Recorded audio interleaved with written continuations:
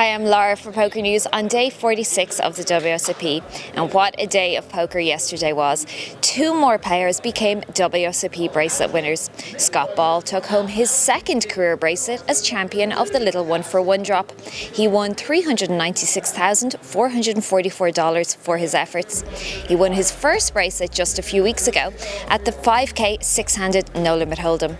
We also found another bracelet winner in Morad Amokrain when he walked away with the top prize of $132,844 and the gold bracelet in the 1500 Bounty PLO.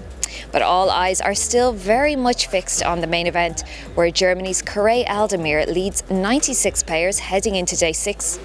Day 5 began with 292 players and wrapped up after just 10 hours of play, with Aldemir bagging the chip lead with a stack of $14,325,000. The German grinder, who has over $3 million in WSOP lifetime earnings and is after his very first bracelet, leads other big stacks Ramon Kalilas with $12 million, Jonathan Dweck with $10,125,000 and Zachary McDermott bagging $9,700,000.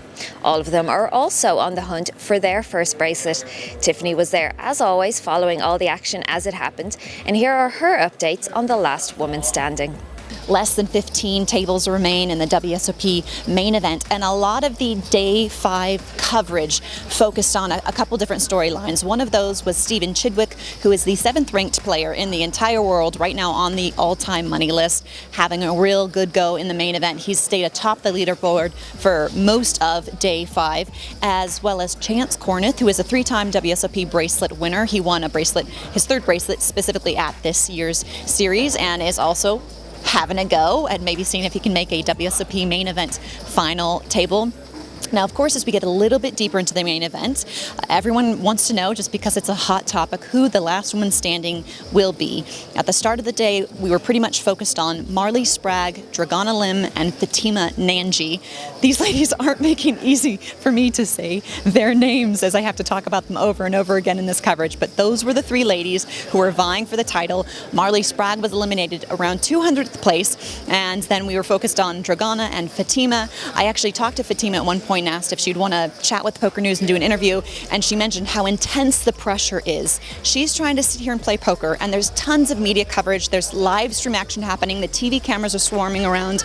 Of course, everyone is trying to be respectful, the media knows how to be respectful, but we're covering for the world to see this poker tournament, and these poker players are sitting there trying to play their best game possible. So it was really interesting to speak to her and find out just how crazy the pressure is when you play the main event for the first time. You go deep, all eyes are on you, especially as a woman. But I think that's pretty much most of the sound bites and the news bits that you guys need to know from today's action. Back to you guys.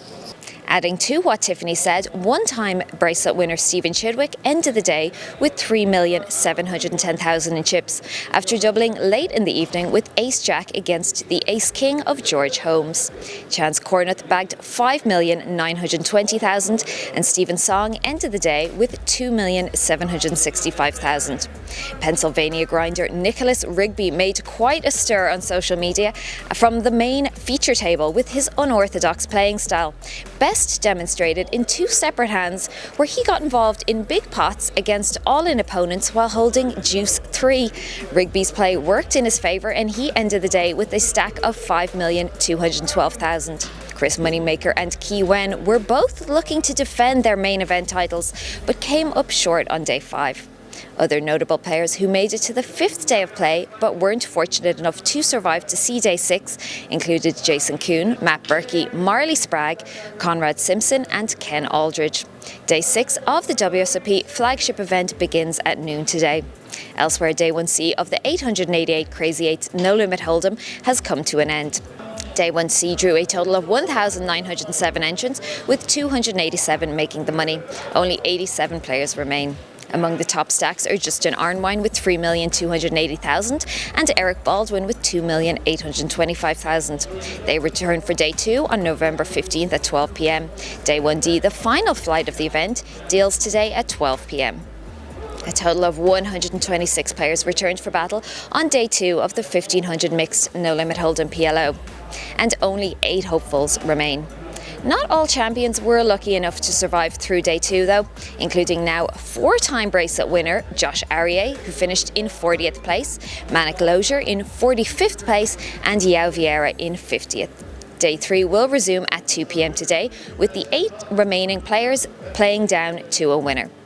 And day 1 of the 10k 7-card stud high-low 8 or better championship has also concluded.